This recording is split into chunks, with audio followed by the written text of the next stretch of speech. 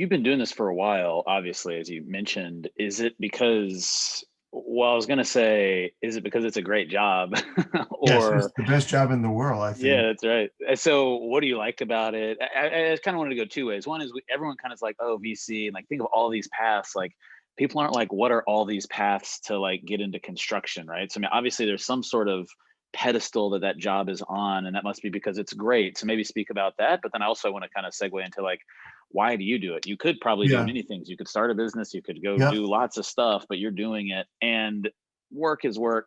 Actually, let me share my own story. Yesterday, someone was like, what's your motivation, or what motivated you to be an entrepreneur? What's your motivation? And I was kind of like, impact. And then, but before that, I was like, I didn't want to like go like on the record, but I was kind of like, well, it was money.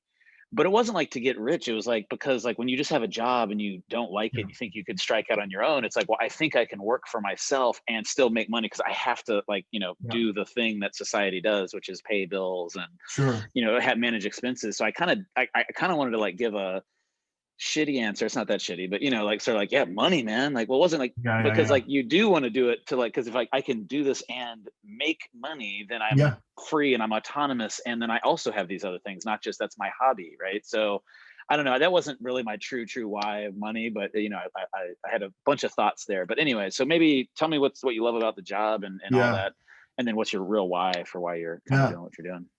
Well, I mean, I think, every job is a job. Every job, I don't think that there's any one job out there that doesn't have its ups and downs. And I think that's actually what make working and the struggle is also what makes it enjoyable, right? Like if everything was a high, I don't think you would enjoy them as much. You need some lows to enjoy those highs. Um, so I'm not saying that it's a panacea. I mean, I think venture capital is tough. It's really difficult. You're always being evaluated and judged by what you did in the past, and but your recent past, like you can't think too far into the past, or you can't just sit back on your laurels. I mean, you can to a degree, but like every new fund that I'm being judged on every new fund, every new investment. Um, and if I don't keep returning money to my investors, I don't have a job, basically. I think perhaps the most difficult part of my job is that I'm not in complete control of my destiny and my outcome. So it's not like I am building something myself. I'm basically in a people business where I am entrusting others to be successful. I mean, I can pretend and think that I really have an impact in the success of the companies that I invest in, and I try the best that I can. But the reality is, I just gotta trust the entrepreneurs that I'm working with are gonna make it happen, and it's up to them. And their success is really what drives my success. I don't really have a significant, so that's the most difficult part, the indirect nature of my success. But I love the job because it just gets my mental juices going and flowing. I love the diversity. I love the fact that I'm learning, like I haven't stopped learning every single day. And that's important to me, right? Keeps my mind sharp uh, and it allows me to exercise every aspect of business or every aspect professionally that I want to exercise. So, I am thinking about the future, thinking about technology allows me to sort of the tinker and the engineer in me allows me to be a little bit of a geek when it comes to innovation. I can spend a lot of time just focus on innovation and thinking and about getting and being with people who are changing the world. Like everybody that I talk to is super excited and how they're going to change the world. Just think about that every single person that I meet thinks that they're going to change the world in a meaningful way, whether that's the case or not, but they got that enthusiasm. And technologically speaking, usually they are many times changing it. And then the next day I could be negotiating a deal, and sort of the excitement of the deal is something that you've seen that. I mean, you've experienced that Yep. when you're part of and you actually make a deal happen. There's something exciting about negotiating a deal. And then I'm also another day I'm going to be thinking about finances and how to make a business, how to help a business with the financial aspect, or how to, think about hiring and these kinds of decisions. And so, I mean, I think I can exercise everything that I learned in engineering school if I want to, or anything that I learned in business school if I want to, and I do all of it, right? And think about strategy and think about, so every day, I like to say this, my job can be different every day and can be different every week and every month and every year. So far, even every decade has been different. And that is what keeps it fresh, I think, is what keeps it boring. It doesn't stay stale. But it's tough. It's tough because I have to depend on others and I have to raise money. I don't like raising money too much. And it's the more difficult part, but it's a necessary part. And yeah, I think it's the best job when you combine it all. Yep. That's funny, because I guess you could look at it the opposite way, right? Like, you have to, everybody that gets money from you had to go raise yourself, as well as you aren't directly accountable for the outcome. So you're like, I still have to do all the hard part of fundraising, and then like I don't actually like have the ultimate control over the success. So that's got to be. Yeah, the other thing about that is, so there's another piece that is interesting about the job, and I need to be careful, because when you have a checkbook, everybody wants to be nice to you. It gives you a sense of importance that is exaggerated, right? Like, everybody's like, oh, you go to a networking event and a lot of people want to talk to you and they try to be nice to you. I mean, I would want to do the same thing, but you got to make sure that you don't let it get to you, or like you don't believe it too much, right? I got to make sure that it's really not me necessarily. I'm not smarter than anybody else, or I don't work harder than anybody else necessarily, right? But sometimes you feel that way, and it can get you with a sense of entitlement, I guess, that is almost dangerous. And it can be tricky. So it gives you, in essence, it gives you a high, because everybody tries to be nice to you. So that's actually another reason why the job is interesting, because it gives you an artificial high of people connecting with you in a positive way. Yep, that's interesting. Is that also like your why? I mean, like, if you said like, what's No, I mean, I didn't know that. I mean, for me, the why is, there's a couple of things. Yeah, of course, money is important, but what I find more interesting than money is the possibility, right? The maybe. It's not about, like, if you were to tell me what would I prefer, to know exactly what I'm going to make, and make it in equal installments for the entirety of my life, or to take a chance on me and bet on me and have a significant downside, but also a significant upside, not knowing, but it be dependent on my work or what I can do. I prefer the risk. I prefer the uncertainty. I prefer the possibility that I can make a lot, even if I'm not making a lot for a while. You know what I mean? So it's the maybe, perhaps, on making money. It's the potential to make a significant amount of money, and not necessarily a huge steady paycheck. You know what I mean? So that is interesting and important, because I rather bet on myself when it comes to making the money.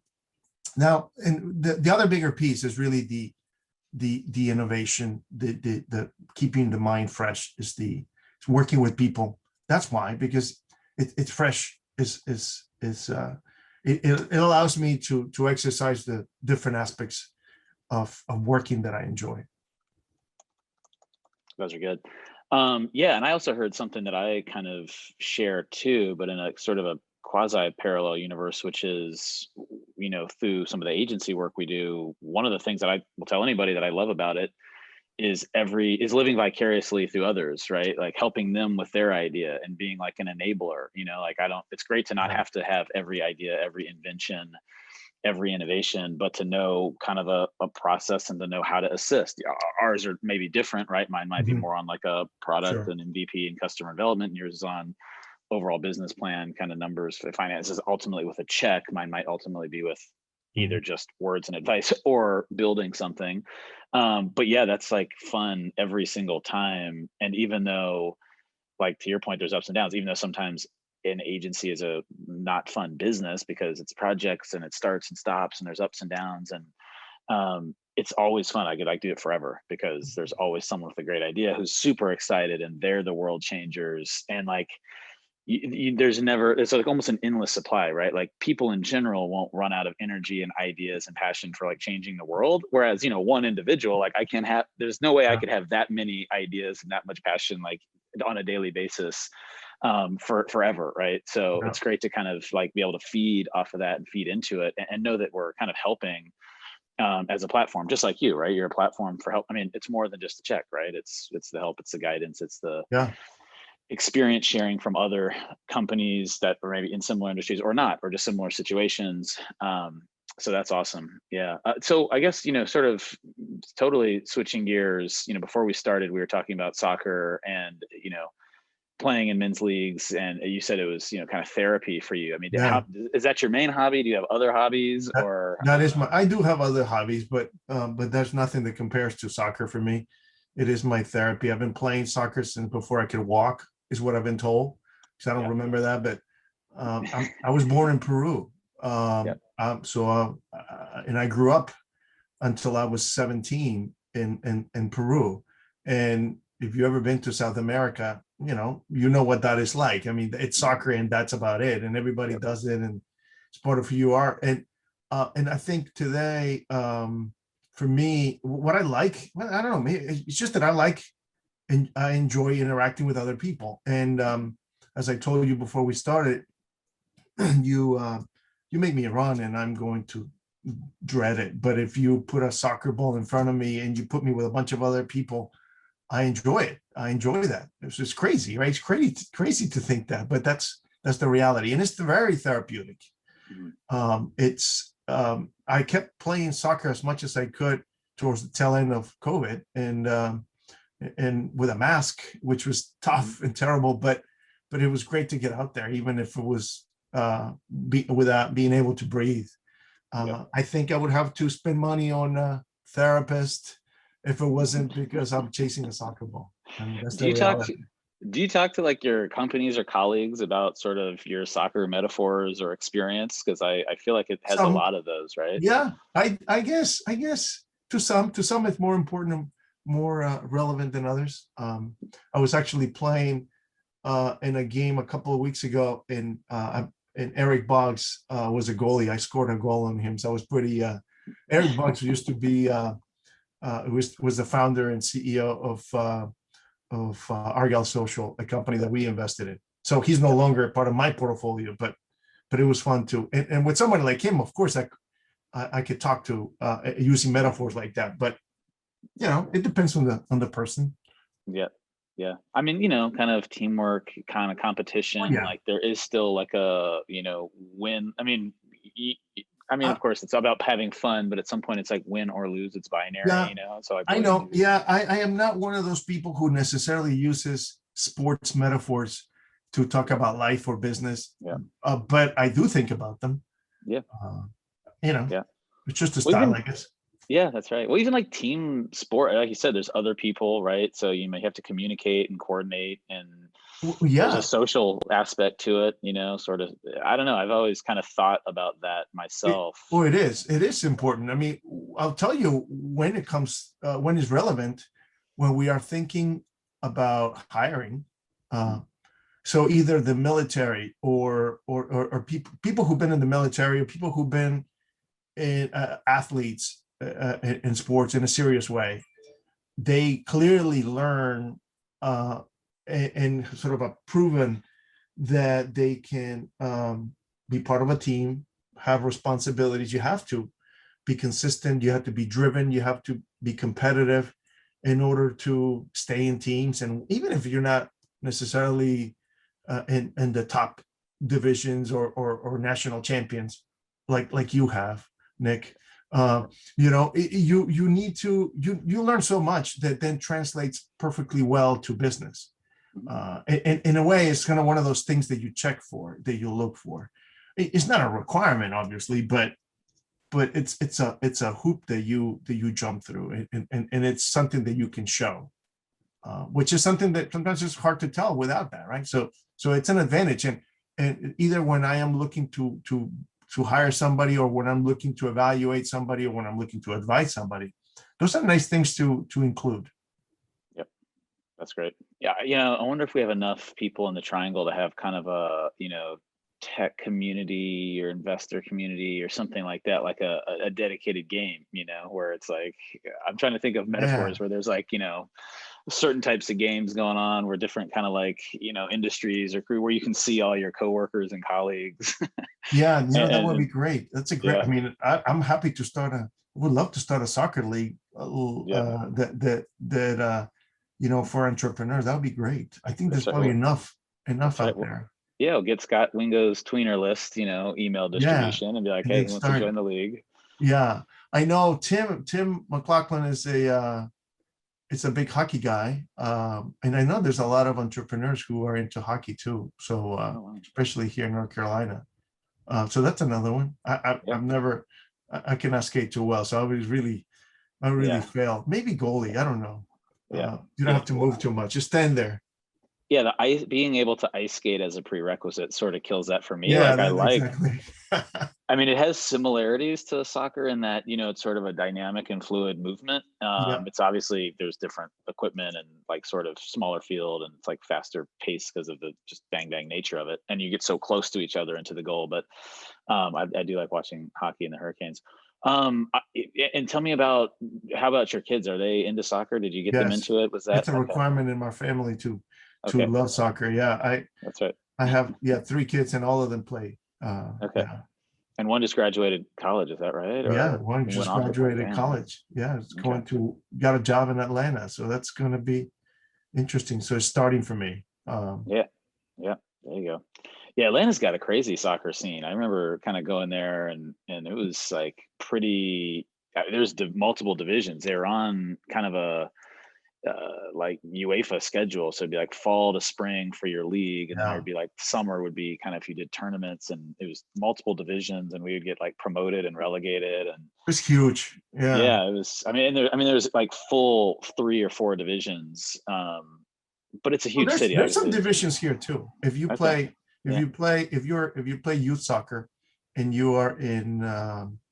Oh no, that's men. That was like grown-ups. Oh, you're talking about amateur men. Yeah, I think they had enough. Maybe because when I was there, that was maybe 15 years ago. There wasn't quite the under MLS division maturity maybe that there is now. So I'm sure some of those teams were probably still like, hey, I'm training just in case. In their early 20s, we were kind of more of that's our Saturday, workout, so that we could go, hang out at the pool afterwards. So we were we started maybe high and then kind of consistently would get relegated down. So you lived in Atlanta? Yeah, for 3 years or so, kind of in the early 2000s. Oh, after college. Okay. So yeah, it was good. I mean, it wasn't what it is now. I mean, now they've really sort of invested again into the entrepreneurial ecosystem and kind of small business and connectivity. When I was there, it was pretty still much like corporate and consulting, and it was kind of soulless, right? Because a lot of the workers there would fly out, and go consult on site, and then kind of fly back, and would be there Thursday through Sunday. And otherwise, people just worked at one of the mega companies. There wasn't really a community. Communities were formed around sports leagues, or you're like where you lived or whatever. But fun times. Okay, well, I've enjoyed this. I guess I'll kind of keep us on time here, getting close to the top of the hour. But I mean, any sort of closing thoughts or words on that you think are important to share, either kind of about Idea Fund or just Lister Delgado in general? Oh, gosh, wasn't ready for closing thoughts, to be honest. No, I guess I'm always looking for people who are trying to change the world. So I guess that's my mantra, right? So reach out. That's the only thing that I would close with. And be nice to you at a networking event. No, you don't have to. You don't have to do that. You don't need to pretend. That's right. No, that's not necessary. Be nice, yes, but be nice to everybody. So that's funny. It's crazy. I mean, good for the people that are, either want to raise money or I mean, I don't think they really are nice to you because they want to invest in the fund. Usually, you're nice to them, probably. But it's funny. I mean, good for the entrepreneurs whose antennas are up. I mean, I kind of started talking about doing venture building And which I really meant was like, I'd build a venture, like a small scale, and try to do some incubation and spin out. But like, it kind of triggered some sort of investor alert on LinkedIn, I think. Cause I'm getting direct messages daily of like, do you want to chat? And I'm like, yeah, I started taking them. And then it was like to invest. I was like, well, shoot, I don't really have a strong filter for how to sift through deal flow. So I should start sending them over to you. But I don't know. I mean, I'm just like, all of a sudden, like one thing changed, and all of a sudden, I'm getting all these messages. So I mean, it's like, the people know, there's people who know how to go out and seek out the people that might write a check. So that's good for them. That's how it works. That's how it works. Okay. And are you now, I mean, I guess this will be sort of a dated content, but are you getting back out there in person with any of sort of your events or meeting entrepreneurs? And I mean, again, like I said, there is no need to have an in-person meeting when it's the first meeting. It's more efficient for the entrepreneur. It's more efficient for me to just have a quick call, if you got to think about the opportunity cost of having that conversation. So a quick call, a quick chat, it's always going to be more welcome by the investor, and it's going to be more accepted. If you ask me, I never met you, and you asked me for a cup of coffee, well, just think about that. That's an hour and a half, maybe. Versus, hey, can I talk to you for 15 minutes? I'll talk to anybody for 15 minutes. But an hour and a half, I need to think about it, right? Drive time. So that's what it takes. That's what it costs. There's not enough hours in the day to do everything that needs to be done. That's right. And then an email, a deck. Hey, does this fit? And a little bit of research. Like, is this something that we do?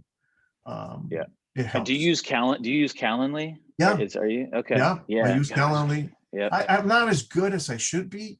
I know that there's all kinds of ways to set things up, and but I use it okay. So I need to get better. So any tips that you have? I need to start using it. I used to kind of be all against it because I was like, oh no, if it's a a relationship, I should like really make sure it's like, what about this? And I want to be accommodating, not just like, here's my link and put the work back on somebody else. But there's so many meetings, and and now that it's more universally adopted, sometimes I just ask people for their Calendly. I'm like, don't even start asking me a bunch of times. Just send me your link. I'll go click it. Exactly. And if I get busy for a week, I'll just click it next week.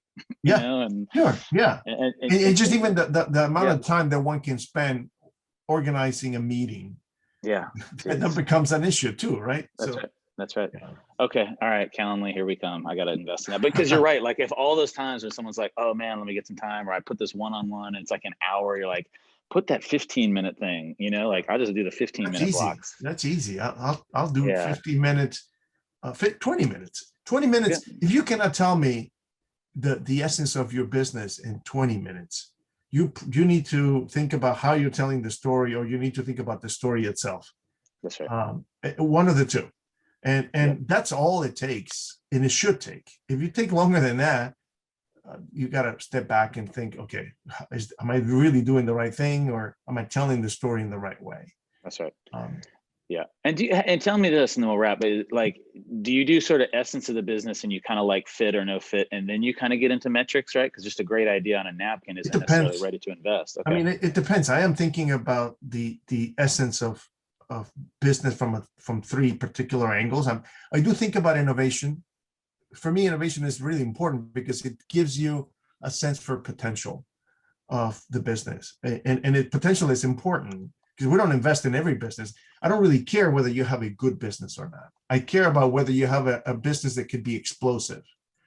So again, I'm not looking for good businesses. There's many good businesses. If they don't fit what we do, it's not a good match. Doesn't mean that it's not a good business. And so I think about innovation, because innovation can allow for that explosiveness. And I think about the market, and I think about the people, how well they know their business, how well they understand what they're doing, or how well they understand the holes that they have. And then I think about a few other details. But once I get that, the innovation, the market, and the people, once I get a handle on that, then I'm ready to dig in deeper if I think it's a good fit. Okay. Super helpful. Well, let's wrap. I appreciate your time today. Yeah, thanks. I enjoyed it. Yeah, man. Great catching up. You And made then, it easy. yeah, man. Well, shoot me that information on that men's league. We'll Okay. pick that thing back up. Okay, sounds good. All right. Thanks, Lister. See you, man. All right, Nick. All right, Thanks. bye. Bye.